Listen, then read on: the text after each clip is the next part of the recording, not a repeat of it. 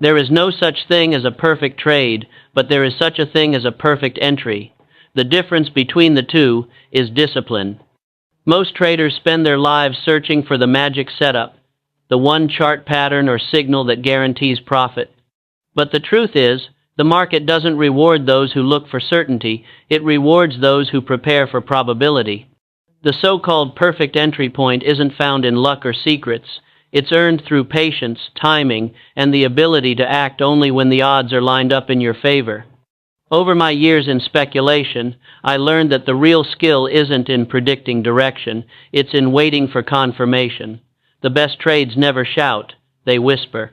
They emerge quietly, in the rhythm of price movement, in the balance between supply and demand. To catch them, you must train your mind to see not what you want, but what the market is showing.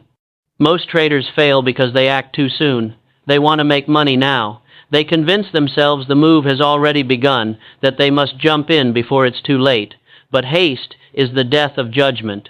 The market punishes impatience, and the operator who cannot wait for the proper entry is doomed to donate his capital to those who can. Before I ever took a position long or short, I would run through a mental checklist. Not complicated, not mechanical, but precise. 5 tests that told me whether the trade was worth my time, my capital, and my peace of mind. I called it my discipline of entry, and those who ignore discipline in speculation never last long enough to learn it. The first test was simple but unforgiving.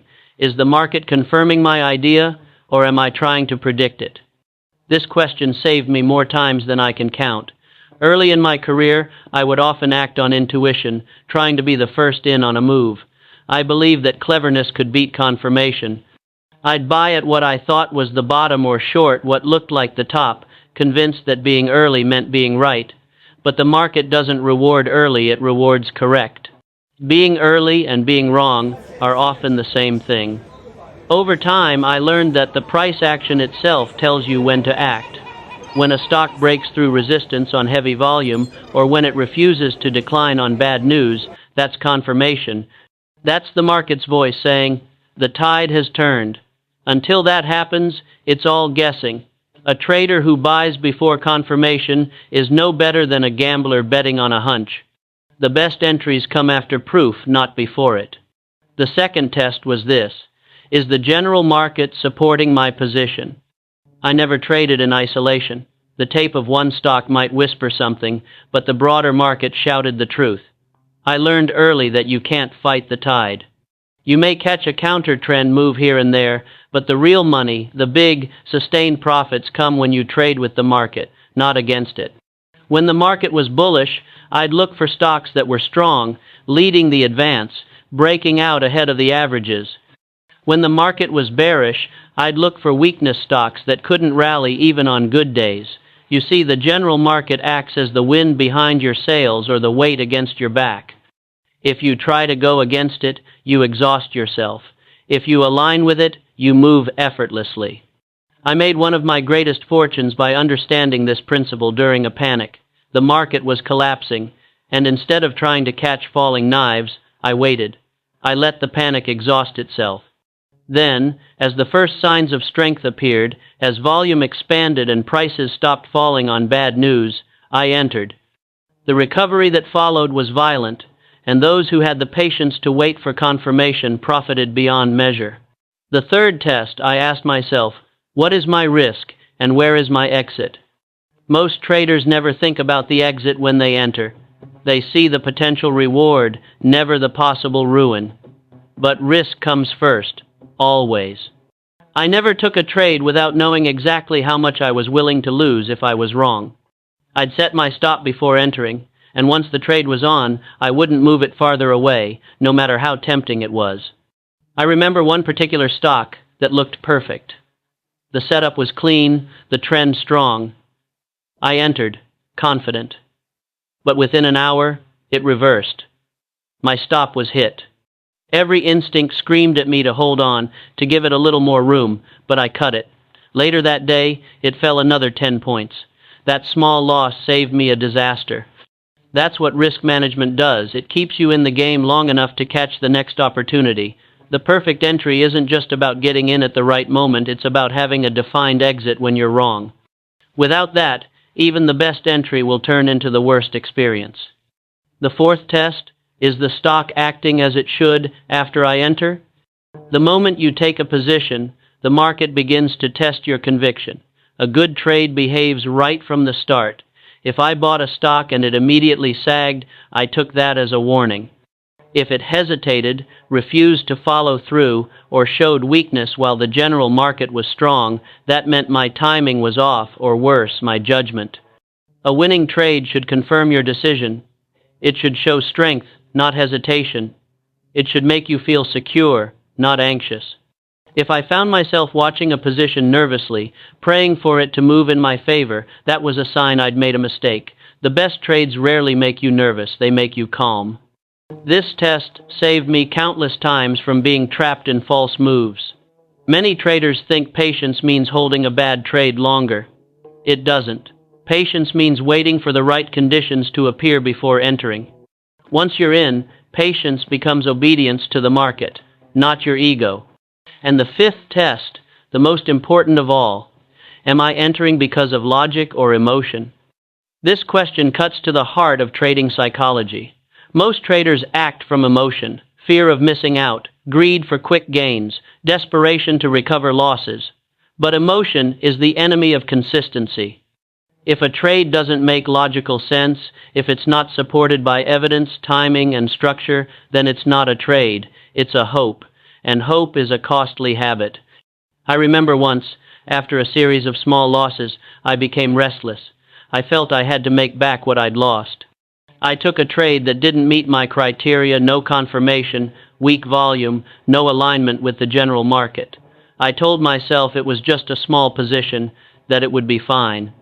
Within hours, I was deep in the red. That one emotional lapse cost me more than the previous 5 disciplined losses combined. After that, I made a rule.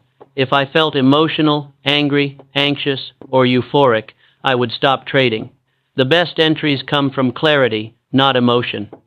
The moment you feel you need a trade, that's the moment you must stay out. These 5 tests became my compass in a sea of uncertainty. They guided me through panics, booms, and everything in between.